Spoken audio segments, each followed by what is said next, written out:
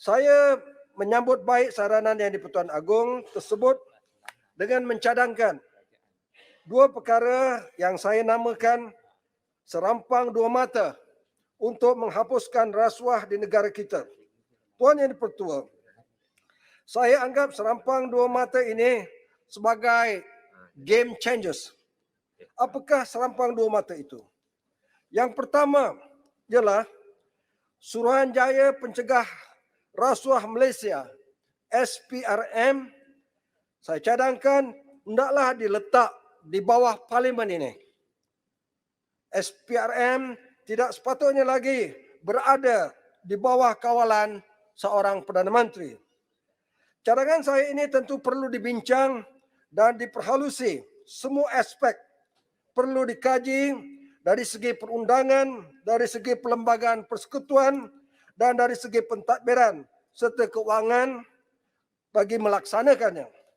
Saya berharap Perdana Menteri yang amat berhormat dapat mengambil perhatian tentang cadangan ini. Serampang yang kedua ialah saya mencadangkan supaya SPRM lebih berkuku dan bertaring, maksudnya lebih efektif ialah dalam soal kuasa pendakwaan di mahkamah. Tuan Yang di-Pertua, selama ini SPRM hanya berperanan sebagai badan penyiasat sahaja. Badan penyiasat sahaja, SPRM tidak ada kuasa mendakwa di mahkamah. Kuasa mendakwa terletak pada tangan pendakwa raya yang juga individu yang sama memegang jawatan peguam negara, yang antara tugas utamanya sebagai peguam negara menjadi penasihat pada kerajaan dan Perdana Menteri. Jadi dalam hal ini, jika SPRM berada di bawah bidang kuasa Perdana Menteri, maka berlakulah pertindihan kepentingan, percanggahan kepentingan atau konflik of interest. Tuan Yang di-Pertua, terdapat dilema sekarang di hadapan kita. Banyak berlaku kes-kes rasuah yang telah disiasat dengan menyeluruh oleh SPRM dan didakwa di mahkamah. Tiba-tiba pendakwa raya yang juga sebagai peguam negara telah menarik balik kes-kes pendakwaan rasuah di mahkamah. Ini menjadikan kita dan rakyat umum semua tidak berpuas hati dan mahu supaya SPRM diberi kuasa mendakwa kes-kes rasuah di mahkamah. Tetapi hasrat kita itu tidak boleh dilakukan kerana sistem pentadbiran dan amalan demokrasi di Malaysia mengamalkan prinsip pengasingan kuasa atau separation of power. SPRM yang menjadi badan yang menyiasat kes-kes rasuah tidak boleh pula menjadi pendakwa raya bagi kes-kes rasuah di mahkamah. Tuan Yang di-Pertua, justru itu, maka saya mencadangkan di parlimen hari ini, di dalam ucapan ini, saya mencadangkan supaya sampai masanya jawatan peguam negara dan jawatan pendakwa raya hendaklah dipisahkan. Peguam negara orang lain, manakala pendakwa raya juga orang lain. Jika ini dapat dilakukan dengan menjadikan jawatan pendakwa raya itu suatu jawatan yang bebas dan berwibawa, tidak lagi duduk di bawah bidang kuasa Perdana Menteri, saya percaya ini juga merupakan satu perubahan yang akan dapat membantu SPRM dalam memerangi kes rasuah di tanah air kita ini. Tuan Yang di-Pertua, jika dua cadangan yang saya kemukakan ini, yang saya namakan serampang dua mata, saya percaya insya-Allah usaha kita memperkasa agensi SPRM untuk memerangi amalan rasuah akan dapat ditingkatkan. Dua cadangan ini saya anggap dan saya ulang sekali sebagai game changers dalam perang melawan pandemik rasuah supaya virus rasuah yang bahaya ini tidak akan menjadi endemik di dalam masyarakat kita di mana kita terpaksa hidup bersama virus rasuah seperti COVID-19.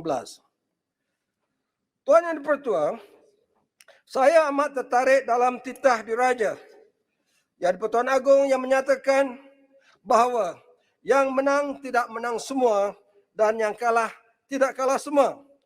Dalam semangat ini, saya mengalu-alukan memorandum persepahaman yang ditandatangani oleh kerajaan pimpinan Yang Amat Berhormat Datuk Seri Ismail Sabri Yaakob dengan Pakatan Harapan pada 13 hari bulan September 2021 yang lalu.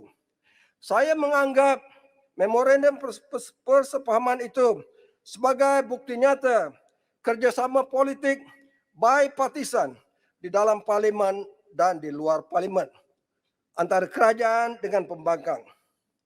Sungguh pun begitu, saya sebagai ahli parlimen Pasir Gudang ingin menyatakan pandangan saya di sini bahawa untuk kebaikan dan imej wibawa Perdana Menteri ke-9 Yang Amat Berhormat Bera, supaya kerajaannya membentangkan usul percaya terhadap Perdana Menteri di Dewan Rakyat dalam mesyuarat pertama penggal keempat Parlimen ke-14 ini. Mengapa saya berpendapat begitu?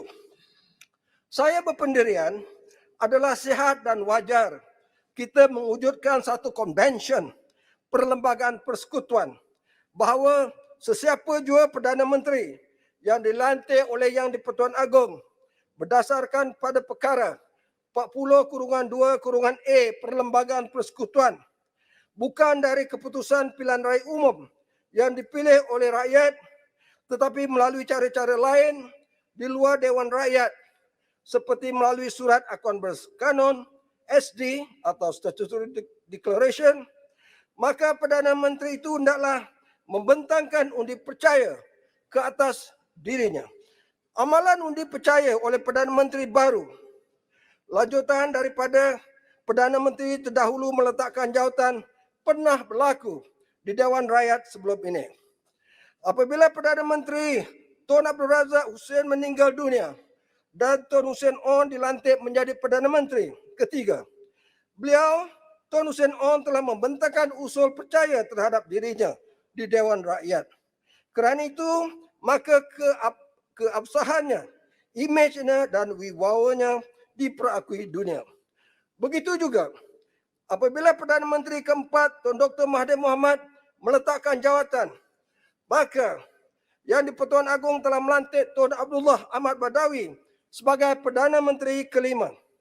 Apa yang dilakukan oleh Tun Abdullah Ahmad Badawi ialah kerajaan pimpinannya telah membawa usul undi percaya di Dewan Rakyat sesuai dengan perkara 43/2A Perlembagaan Persekutuan.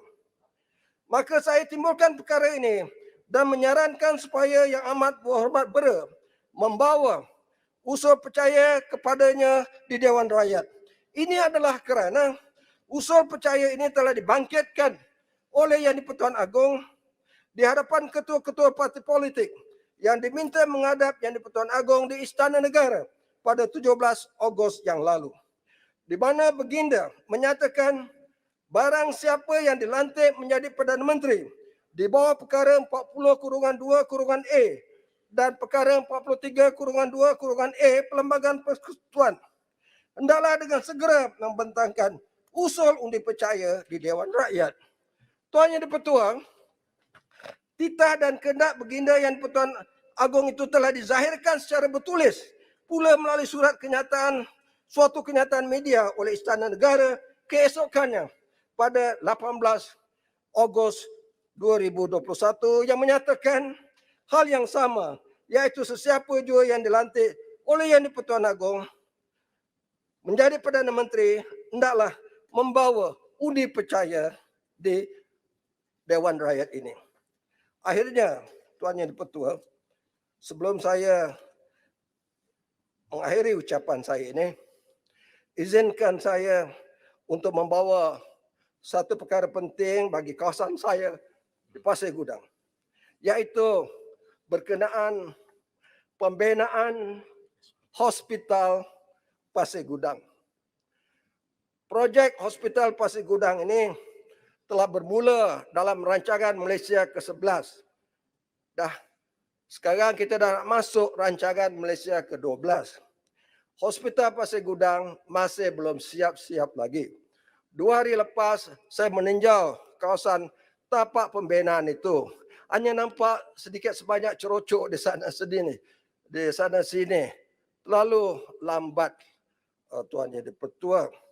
Perkara ini penting saya sebutkan.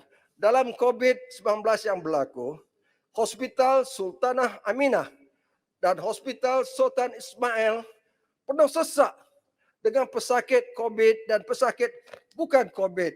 Jadi saya mintalah kepada Kementerian Kesihatan dan kerajaan yang ada sekarang, percepatkanlah pembinaan Hospital Pasir Gudang. Tuan Yang Pertua, dengan rendah hati, saya bagi pihak sebagai ahli Parlimen Pasir Gudang menjunjung usul